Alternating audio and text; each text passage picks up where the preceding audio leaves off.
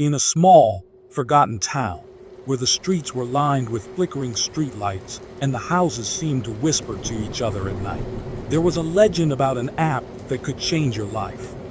They called it Reflection. It promised to reveal your deepest desires, your hidden strengths, and even your darkest fears.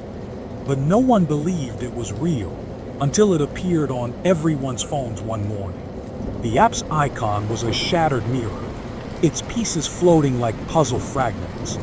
When you opened it, it asked a single question: what do you want most in the world? At first, people laughed. They typed in silly things: $1 million, eternal youth, infinite pizza. But then, strange things started happening. Emma, a shy high school student, typed confidence. The next day, she delivered a flawless presentation in class. Her voice steady, her words magnetic. People noticed her for the first time, but that night, she found her reflection in the bathroom mirror, smiling back at her, not just smiling, grinning, with an eerie, mischievous gleam in its eyes when she turned away. The grin lingered, as if her reflection had a life of its own. Then there was Jake, a struggling artist who typed creativity. Overnight, his paintings became vibrant, his ideas explosive. Galleries called him. Collectors lined up for his work, but one evening, he found his canvas covered in strange symbols, painted in his own hand, but with no memory of doing it. When he looked closer, the symbols spelled a single word.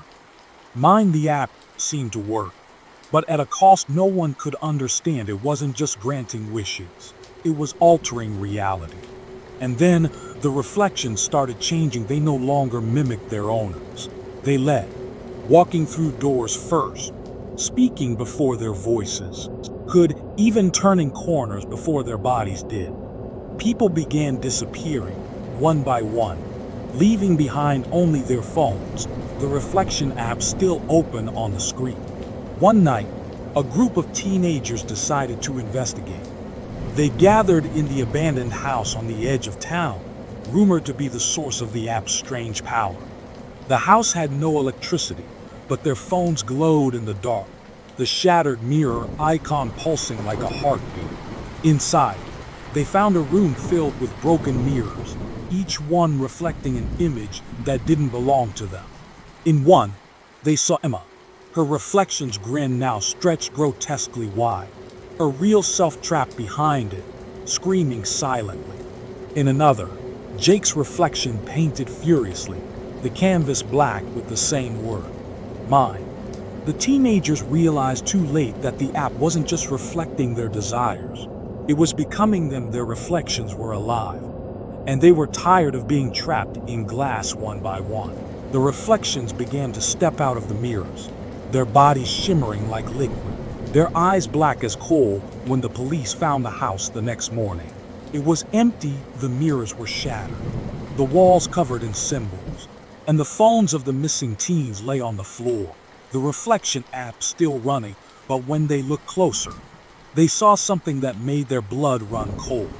On each screen, a single message: what do you want most in the world? And then, the officers' own phones buzzed. The app had downloaded itself onto their devices. The shattered mirror icon glowed. Waiting, they tried to delete it, but it wouldn't go away. And then, the question started: what do you want most in the world? One by one, they typed their answers, and the reflections began to smile.